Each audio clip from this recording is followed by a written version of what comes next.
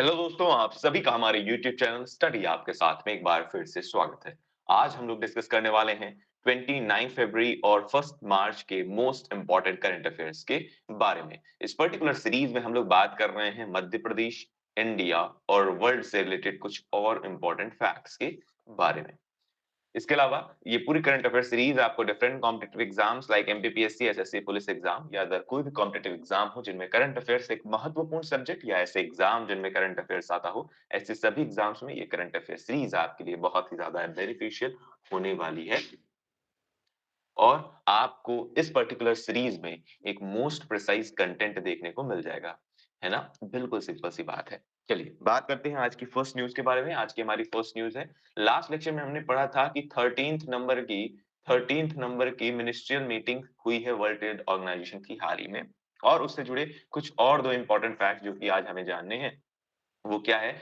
तो वो है Afghanistan became the 164th member of the World Trade Organization on 29th of July 2016। 2016 में अफगानिस्तान बना था इसका 164th मेंबर, ठीक है? कौन सा मेंबर बना है भाई? 164वां सदस्य बना है। इसके अलावा हाल ही में कोमोरोस और तिमोर लेस्ते के बारे में हमने बात की, और ये दोनों नेशन 165th और 166th मेंबर बन चुके हैं वर्ल्ड ट्रेड ऑर्गेनाइजेशन के ऑन 26th ऑफ फरवरी 2024। तो यानी कि 2024 में जब हम बात करेंगे तो 2024 में दो मेंबर कोमोरोस कोमोरोस और तिमोर लेस्ते, इनके बारे में आपको पता होना चाहिए कि ये भी मेंबर बन चुके हैं। हालांकि हमने एज इट इज पढ़ा था कि कोमोरोस और तिमोर लेस्ते पार्टिसिपेट कर रहे हैं ये दो अलग रूप से, अलग अलग राष्ट्र के रूप से, लेकिन हमने वहां पर ये नहीं पढ़ा था कि ये मेंबर बन चुके हैं, इसलिए इंपॉर्टेंट था जो कि आपको जानना जरूरी है। इस वजह से हमने यहाँ पर इसे कवर करने की कोशिश की। तो अगर आपको लगता हो कि यहाँ पर कोई भी चीज हम लोग इंपॉर्टेंट चीज मिस कर पाएंगे, तो ऐसा बिल्कुल नहीं है। किसी ना किसी तरह से अगले लेक्चर में या प्रीवियस लेक्चर में वो सारी चीजें कवर होंगी। बस आपको क्या करना है, कंटिन्यूटी बनाए रखना है। हमने बात की थी वर्ल्ड ट्रेड ऑर्गेनाइजेशन की, जिसका एस्टैब्लिशमेंट 1955 में और इसका हेडक्वार्टर जिनेवा स्विट्जरलैंड में है। एज इट इज इम्पोर्टेंट है, आपको ध्यान रखना है, और इंडिया मेंबर इसका बना था 1995 में। बात करते हैं आज की सेकंड इंपॉर्टेंट न्यूज के बारे में। फर्स्ट या सेकंड आप जो भी मान लें। 129th birth anniversary of PM Morarji Desai. पूर्व प्रधानमंत्री मोरारजी देसाई की हाल ही में 129th बर्थ एनिवर्सरी को सेलिब्रेट किया गया। वे 1977 79 से 79 तक भारत के प्रधानमंत्री के रूप में उन्होंने कार्य किया। इसके अलावा 29 फरवरी 1896 गुजरात में इनका जन्म हुआ, और 10 अप्रैल 1995 में इसकी इनकी मृत्यु हुई। 1952 में वे बंबई के मुख्यमंत्री बने। सर इसमें इंपॉर्टेंट क्या है? इसमें इंपॉर्टेंट है सबसे ज्यादा जो कि इनका कार्यकाल है, हाल ही में कौन से नंबर की बर्थ एनिवर्सरी सेलिब्रेट की गई, तो आपको पता होना चाहिए। प्रधानमंत्री मोरारजी देसाई की हाल ही में 129th बर्थ एनिवर्सरी सेलिब्रेट की गई, और ये भारत के प्रधानमंत्री रहे हैं कब से कब तक? तो 1977 से 79, 1977 टू 79 तक ये भारत के प्राइम मिनिस्टर रहे थे। एज इट इज इंपॉर्टेंट है, बस इतना ही आपको ध्यान रखना है। बात करते हैं अगली इंपॉर्टेंट न्यूज के बारे में। अगली इंपॉर्टेंट न्यूज है 28 ऑफ फरवरी को नेशनल साइंस डे सेलिब्रेट किया जाता है। आप सभी को ये वाली बात पता होनी चाहिए, इंपॉर्टेंट है, कई बार एग्जाम में पूछा जा चुका है। तो दो नेशनल, एक आपने पढ़ा होगा नेशनल, में कई बार ये प्रश्न अक्सर पूछ रहा हूँ, नेशनल स्पेस डे कब सेलिब्रेट किया जाता है? तो वो आपको ध्यान रखना है, 23 अगस्त को सेलिब्रेट किया जाता है। और नेशनल नेशनल साइंस डे कब सेलिब्रेट किया जाता है? तो नेशनल साइंस डे 28 ऑफ फरवरी को सेलिब्रेट किया जाता है। इंपॉर्टेंट है, ध्यान रखना है, ठीक है? ये दोनों डे बहुत ज्यादा इंपॉर्टेंट है, एज इट इज आपको पता होनी चाहिए। चलिए फिलहाल बात करते हैं नेशनल साइंस डे की इस साल की थीम के बारे में। इस साल की थीम रही है इंडिजीनियस टेक्नोलॉजीज फॉर विकसित भारत। इंडिजीनियस टेक्नोलॉजी यानी कि इंडिया में ही टेक्नोलॉजी का डेवलपमेंट किया जाएगा, जिससे भारत एक विकसित राष्ट्र बन सके। इसके अलावा to commemorate the discovery of the Raman effect scattering of light by the great Indian physicist Sir C V Raman on 28 of February 1928। इन्होंने 28 फरवरी 1928 को, इन्होंने 28 फरवरी 1928 को रमन प्रभाव की खोज की। इस वजह से इस दिवस को नेशनल साइंस डे सेलिब्रेट किया जाता है। साथ-साथ इन्हें 1930 में नोबेल पुरस्कार से सम्मानित भी किया गया। इनकी इसी खोज के लिए उन्हें नोबेल पुरस्कार से सम्मानित किया गया।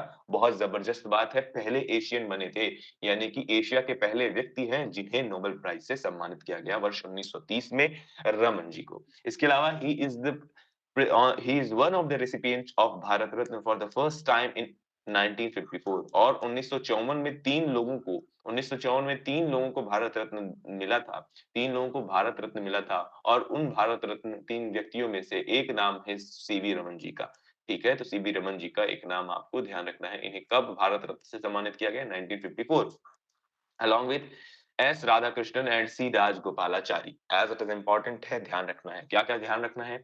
28 फरवरी को नेशनल साइंस डे मनाया जाता है, जबकि 23 अगस्त को नेशनल स्पेस डे मनाया जाता है। थीम क्या है इस साल की? तो इंडिजीनियस टेक्नोलॉजीज फॉर विकसित भारत, रमन प्रभाव की खोज करने के लिए इस दिवस को सेलिब्रेट किया जाता है और रमन प्रभाव के लिए ही सर सीवी रमन जी को नोबेल प्राइज से 1930 में सम्मानित किया गया और 1954 में इन्हें देश के सर्वोच्च नागरिक सम्मान भारत रत्न से भी सम्मानित किया गया है। एज इट इज इंपॉर्टेंट है, ध्यान रखना है।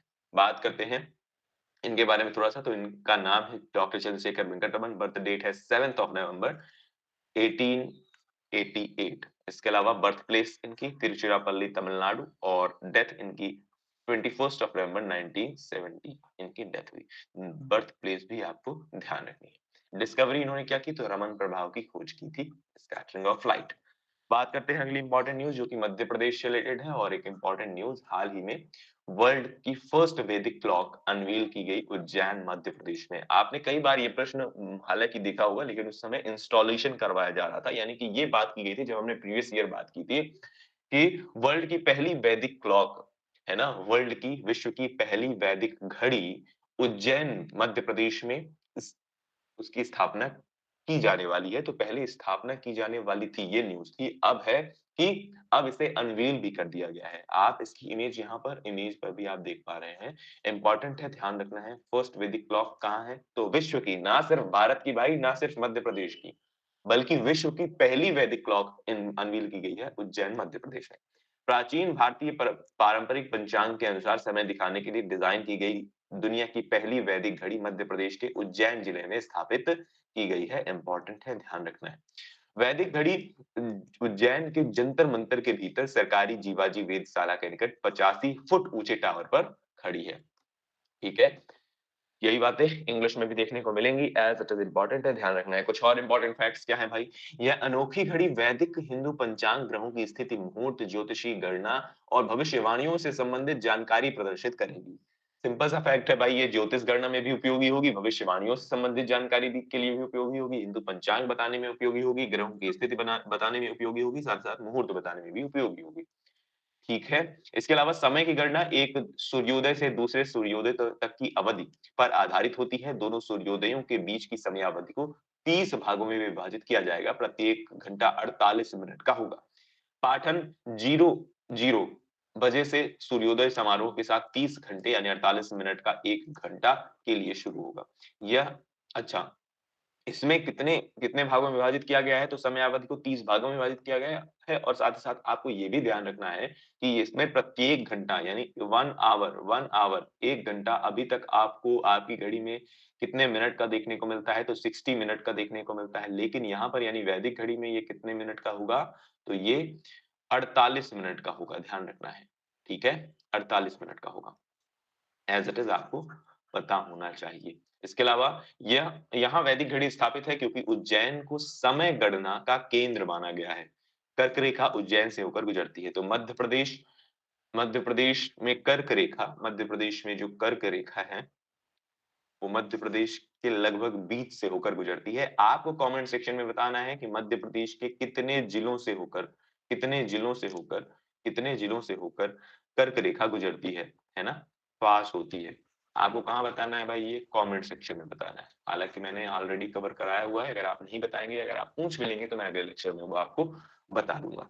फिलहाल तो ये आपको ध्यान रखना है। इसमें सबसे इंपॉर्टेंट फैक्ट क्या है कि वर्ल्ड की पहली वैदिक घड़ी कहाँ स्टैब्लिश की गई है? वो स्टैब्लिश की चलिए बात करते हैं अगली इंपॉर्टेंट न्यूज़ के बारे में। अगली इंपॉर्टेंट न्यूज़ है Justice A M Khanwilkar to be the new Lokpal of the country. Bharat के नए लोकपाल के रूप में किसे नियुक्त किया गया है? तो ए.एम. खानविलकर साहब को नियुक्त किया गया है। एज़ इट इज़ इम्पोर्टेंट है, ध्यान रखना है। सुप्रीम कोर्ट के पूर्व न्यायाधीश न्यायमूर्ति ए.एम. खानविलकर को राष्ट्रपति द्रौपदी मुर्मू जी ने लोकपाल अध्यक्ष के रूप में चुना है। एज़ इट इज़ इम्पोर्टेंट है। और अगर बात करें तो इसके पहले लोकपाल कौन थे? तो 27 मई 2022 तक अपना कार्यकाल पूरा किया किसने? पिनाकी चंद्र घोष। अगर आपसे प्रश्न पूछ लिया जाए पहले लोकपाल कौन थे? तो आपको पता होना चाहिए पिनाकी चंद्र घोष, पिनाकी चंद्र घोष। इसके अलावा अभी करंट में 2024 में किसे नियुक्त किया गया है? तो 2024 में देश के नए लोकपाल हैं A M. Khanwilkar, A M. Khanwilkar. As it is important है। कैसे याद रहेगा? खान से याद रहेगा, खानविलकर साहब। इसके अलावा कार्यकारी अध्यक्ष के रूप में प्रदीप कुमार मोहंती जी वर्तमान में कार्यरत थे। बात करते हैं इनके बारे में कुछ और इम्पोर्टेंट स्टैटिक डेटा के बारे में, यानी लोकपाल कौन होते हैं और कब से ये नियुक्त किए जाने लगे हैं। तो ध्यान रखना है, उनके बारे में भी कुछ इम्पोर्टेंट जानकारी हासिल करने की कोशिश करते हैं। सबसे पहले ध्यान रखना है कि आपको लोकपाल और लोकायुक्त अधिनियम 2013 में संघ के लिए लोकपाल और राज्यों के लिए लोकायुक्त की स्थापना का प्रावधान करता है। तो सबसे पहले अगर आपसे पूछ लिया जाए इसका एस्टैब्लिशमेंट की अगर बात करें, यानी कि इसकी स्थापना कब से या किस एक्ट के थ्रू की जा रही है, तो यह किसी एक्ट के थ्रू की जा रही है, तो वो है 2013 के लोकपाल और लोकायुक्त अधिनियम के थ्रू की जा रही है। लोकपाल एंड लोकायुक्त अधिनियम, लोकायुक्त एक्ट के थ्रू की जा रही है। अब अगर बात करें कि जब किसी बॉडी का निर्माण किसी एक्ट के थ्रू किया जाता है, तो वो किस तरह की बॉडी होती है, तो उसका नेचर आपको पता होना चाहिए कि ये एक स्टैट्यूटरी बॉडी है, स्टैट्यूटरी बॉडी है। अगर आपसे प्रश्न पूछ लिया जाए पहले लोकपाल कौन थे, तो ध्यान रखना है पहले लोकपाल थे पिनाकी चंद्र घोष और दूसरे और करंट लोकपाल कौन बन गए हैं? ए.एम. खानविलकर साहब, है ना? तो ध्यान रखना है ये वाली बात। इसके अलावा यह एक वैधानिक निकाय है, यानी कि एक स्टैट्यूटरी बॉडी है। वे एक लोकपाल का कार्य करते हैं और कुछ सार्वजनिक सार्वजनिक पदाधिकारियों के खिलाफ भ्रष्टाचार के आरोपों और संबंधित मामलों की जांच करते हैं। इनका काम क्या है? इनका काम है भ्रष्टाचार के आरोपों और संबंधित मामलों की जांच करना, इनका क्या है? कार्य है। ठीक है? ध्यान रखना है। इसके अलावा लोकपाल और लोकायुक्त शब्द किसने दिया? तो ये शब्द की अगर बात करें तो ये शब्द किसने दिया है? तो डॉक्टर एल.एम. सिंघवी द्वारा ये शब्द दिया गया है। इम्पोर्टेंट है, ध्यान रखना है, एज़ इट इज़ सारी चीज़ें इम्पोर्टेंट है। टर्म किसने दिया है? तो टर्म में ये दिया है लोकपाल और लोकायुक्त का एल.एम. सिंघवी द्वारा। प्रश्न पूछ लिया जाए कि इंडिया में क्या है? तो इंडिया के लिए लोकपाल और राज्यों के लिए लोकायुक्त का प्रावधान ये एक्ट करता है। किस एक्ट की बात कर रहे हैं? तो लोकपाल और लोकायुक्त अधिनियम एक्ट 2013 की बात कर रहे हैं। यह एक स्टैट्यूटरी बॉडी है, साथ ही साथ इसका काम है भ्रष्टाचार के आरोपों और संबंधित मामलों की जाँच करना। स्पेशली किसके खिलाफ? तो सार्वजनिक पदाधिकारियों के खिलाफ। बात करते हैं कुछ और इम्पोर्टेंट फैक्ट के बारे में, तो लोकपाल एक बहुसदस्यीय निकाय है जिसमें एक अध्यक्ष और अधिकतम 8 सदस्य होते हैं। तो अगर आपसे प्रश्न पूछ लिया जाए इसके कंपोजिशन के बारे में, तो इसका कंपोजिशन किस तरह से है? तो 1 प्लस 8, एक क्या होगा? चेयरपर्सन होगा, एक चेयरपर्सन और बाकी 8 क्या होंगे? बाकी 8 मेंबर होंगे। ठीक है? इसके अलावा लोकपाल के अध्यक्ष और सदस्यों का कार्यकाल 5 वर्ष या 70 वर्ष की आयु तक होता है। तो यानी कि इसका टेन्योर क्या हो गया? इसका टेन्योर हो गया 5 इयर्स और 70 इयर्स व्हिचएवर इज अर्लियर। इसके अलावा इनकी नियुक्ति किसके द्वारा की जाती है? तो इनकी नियुक्ति राष्ट्रपति द्वारा की जाती है। जब नियुक्ति राष्ट्रपति के द्वारा की जाएगी, यानी अपॉइंटमेंट अगर राष्ट्रपति के द्वारा किया जाएगा, तो इसका रिमूवल भी किसके द्वारा किया जाएगा? राष्ट्रपति द्वारा किया जाएगा। चयन समिति में किसकी सिफारिश में की जाती है? तो इनकी नियुक्ति चयन समिति की सिफारिश पर राष्ट्रपति द्वारा की जाती है। और इनकी चयन समिति में कौन-कौन मौजूद होता है? तो इनकी चयन समिति में प्रधानमंत्री, अध्यक्ष, लोकसभा अध्यक्ष, विधानसभा के विपक्ष नेता, भारत के मुख्य न्यायाधीश और उनके द्वारा नामित न्यायाधीश और एक प्रतिष्ठित न्यायविद होते हैं। इम्पोर्टेंट है, ध्यान रखना है। तो ये पूरा लोकपाल के बारे में मैंने आपको सारे इम्पोर्टेंट फैक्ट्स यहाँ पर बता दिए। इनकी सिलेक्शन कमिटी में कौन-कौन होता है? तो prime minister, who is the chairperson, जो कि चेयरपर्सन होते हैं। इसके अलावा speaker of the Lok Sabha, leader of opposition in Lok Sabha, chief justice of India और अ जज नॉमिनेटेड बाय हिम और her and one eminent jurist. Important है, ध्यान रखना है। चलिए बात करते हैं अगली इंपॉर्टेंट न्यूज़ के बारे में। अगली इंपॉर्टेंट न्यूज़ है प्रधानमंत्री नरेंद्र मोदी जी ने हाल ही में फाउंडेशन स्टोन रखा, यानी कि नींव रखी किसकी? For the ISRO's new launch complex spaceport in Tamil Nadu Thoothukudi as it is बहुत ज्यादा इंपॉर्टेंट है। हाल ही में इसरो का नया स्पेस पोर्ट क्या होता है भाई? स्पेस पोर्ट जहां से लॉन्चिंग की जाती है, जहां से लॉन्चिंग की जाती है। आपने अभी तक क्या सुना होगा? सतीश धवन स्पेस सेंटर श्रीहरिकोटा, जो कि हमारे देश का स्पेस पोर्ट है ना? इसके अलावा इस पर पोर्ट से स्मॉल सैटेलाइट लॉन्चिंग व्हीकल यानी कि स्मॉल सैटेलाइट्स की लॉन्चिंग की जाएगी। ध्यान रखना है, यहां से बड़ी सैटेलाइट्स की लॉन्चिंग नहीं की जाएगी। इस पर्टिकुलर यानी तमिलनाडु में स्थित जो ये स्पेस पोर्ट है, यहाँ से स्मॉल सैटेलाइट लॉन्चिंग व्हीकल्स की लॉन्चिंग की जाएगी। इसके अलावा इससे फैसिलिटी क्या फैसिलिटी ये देता है कि ये आप 24 सैटेलाइट पर ईयर यानी एक साल में 24 सैटेलाइट को लॉन्च कर सकते हैं। To build at the cost of 986 crore यानी 986 करोड़ की लागत से ये पर्टिकुलर स्पेस पोर्ट बनाया गया है। हाल ही में इसकी नींव प्रधानमंत्री नरेंद्र मोदी जी ने रखी है।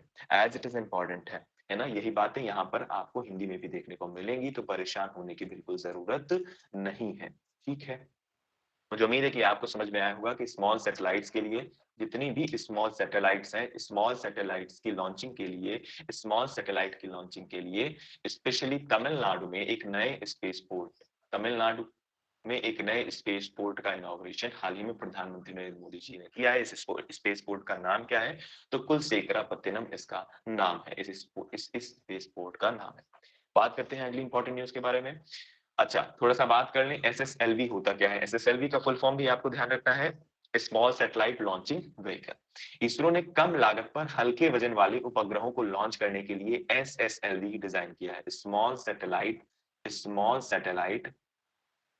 Satellite launching vehicle, as it is important है। Launching vehicle, small satellite launching vehicle. इन सैटेलाइट का उपयोग 500 किलोग्राम से कम वजन वाले उपग्रहों को निचली पृथ्वी की कक्षा में लॉन्च करने के लिए किया जा सकता है। इन उपग्रहों को श्रीहरिकोटा से प्रक्षेपित करने में रॉकेट को अधिक दूरी तय करने के कारण अधिक खर्च करना पड़ता है। चूंकि लंबी दूरी तय करने के लिए अधिक ईंधन का ले जाना पड़ता है, इसलिए रॉकेट की पेलोड क्षमता कम हो जाती है। इसी वजह से नए स्पेसपोर्ट का इनॉग्रेशन किया गया हाल ही में तमिलनाडु में। है ना? इन कारणों से श्रीहरिकोटा से छोटे रॉकेट लॉन्च करना मुश्किल है। ठीक है, इसी वजह से स्मॉल सैटेलाइट लॉन्चिंग व्हीकल का नया स्पेस पोर्ट कुलशेखरापत्तनम तमिलनाडु में स्थापित किया गया हाल ही में। चलिए बात करते हैं अगली इंपॉर्टेंट न्यूज के बारे में। अगली इंपॉर्टेंट न्यूज है, India rank 42nd in the global intellectual property index. Global intellectual property index में हाल ही में भारत की रैंक क्या रही है? तो इंडिया की रैंक आप सभी को ध्यान रखनी है, इंपॉर्टेंट है। India rank 42nd as it is important है। फर्स्ट रैंक किसकी है? तो अच्छा, पहले बात करते हैं, इसका 12th एडिशन हाल ही में हुआ है। 12th एडिशन हुआ। इसके अलावा फर्स्ट रैंक किसकी है? तो फर्स्ट रैंक है यूएस की। सेकंड रैंक किसकी है? तो सेकंड रैंक है यूके की। एज इट इज आपको पता होना चाहिए। और थर्ड रैंक किसकी है? तो थर्ड रैंक है फ्रांस की। फ्रांस की इंपॉर्टेंट है, ध्यान रखना है। भारत की रैंक क्या है? प्रश्न यही पूछा जाएगा हर बार, तो ध्यान रखना है 42nd रैंक है। ठीक है, चलिए मुझे उम्मीद है कि सारी बातें आपको समझ में आई हैं। इतना ही ध्यान रखना है, इससे बाकी चीजें जानने की जरूरत बिल्कुल नहीं है। आप चाहें तो स्लाइड से पढ़ सकते हैं बिल्कुल। चलिए बात करते हैं अगली इंपॉर्टेंट न्यूज के बारे में। अगली इंपॉर्टेंट न्यूज है Tawi festival to celebrate Jammu culture and heritage. आप देख पा रहे हैं जम्मू के कल्चर को यानी जम्मू एंड कश्मीर के कल्चर को रिप्रेजेंट करने के लिए कहाँ के कल्चर को? तो जम्मू के कल्चर को रिप्रेजेंट करने के लिए एक फेस्टिवल मनाया जाता है। उस फेस्टिवल का नाम क्या है? तो उस फेस्टिवल का नाम है तावी फेस्टिवल। प्रश्न आपसे पूछा जा सकता है, क्या पूछा जाएगा? तावी फेस्टिवल किस स्टेट का स्पेशली किस स्टेट के कल्चर को रिप्रेजेंट करता है? आपके ऑप्शंस होंगे आंध्र प्रदेश, तमिलनाडु, महाराष्ट्र या जम्मू।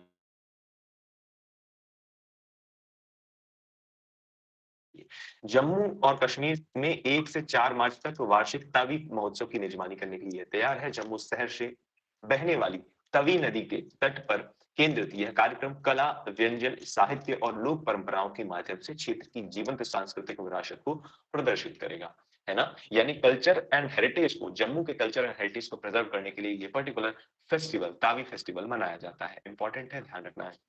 इस नदी के तट पर, तो तावी नदी के तट पर, तावी रिवर के तट पर ये मनाया जाता है। तो चलिए बात करते हैं आज के फर्स्ट प्रैक्टिस क्वेश्चन के बारे में। आज का आपका फर्स्ट क्वेश्चन है, where is the world's first Vedic clock installed to showcase the time according to the traditional Indian पंचांग।